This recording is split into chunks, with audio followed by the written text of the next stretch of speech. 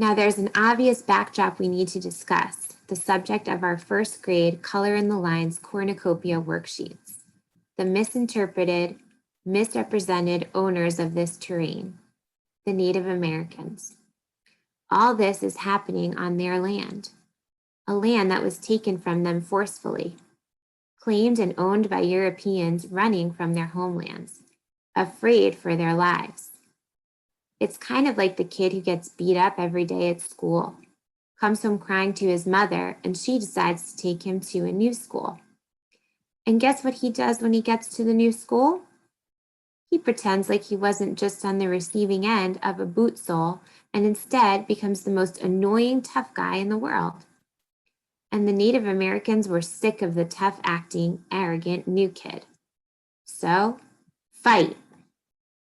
The Native American and new white American beef had been brewing for over a year. But let's be honest, it had to have been brewing much longer than that. And when I say brewing, I mean people were dying. Bloodshed in the soil. The Puritans in New England had already lost homes and dozens of soldiers. But eventually, a man named Metacomet, a Native American war leader, was killed, which basically ended the battle in 1676. Puritans cut up his body like savages, as if it were hogs, and paraded his remains around Plymouth. But Metacomet's tribe weren't the only indigenous people, obviously, or the only ones being attacked. Down in Virginia, a 29-year-old frontier planter, Nathaniel Bacon. Wait, let's take a time out and acknowledge the irony in the fact that there was a planter whose last name was Bacon. Bacon! Maybe he should have been a butcher. Anyway, Bacon was upset not about the race issue, but instead about the class issue. Here he was, a white laborer who was also being taken advantage of by the white elite. So what did he do? So what he did to disrupt the powers that be was shift his anger from the rich whites to the Susquehannocks, a tribe of natives. This may seem like a strange move, but it was a smart play because the governor at the time, William Berkeley, was doing anything he could not to fight with the natives because it would mess up his fur trade and thus mess up his money. So attacking the natives was a way of attacking the power structure, but through the back door. As we say now, hit them in their pockets where it really hurts.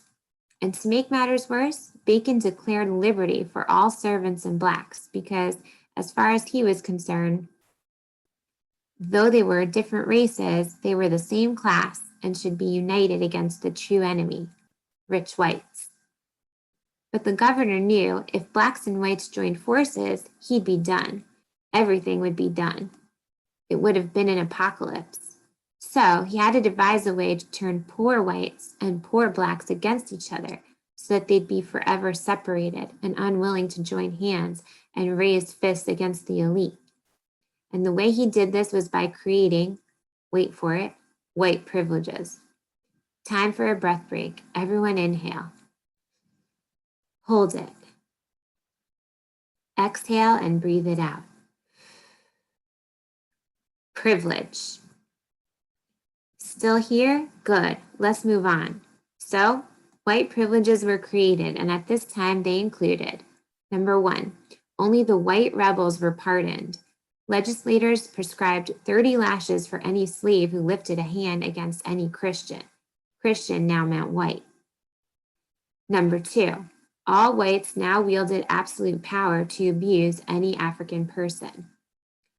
Those are the two most important ones. Poor whites wouldn't be punished, but they could surely do the punishing.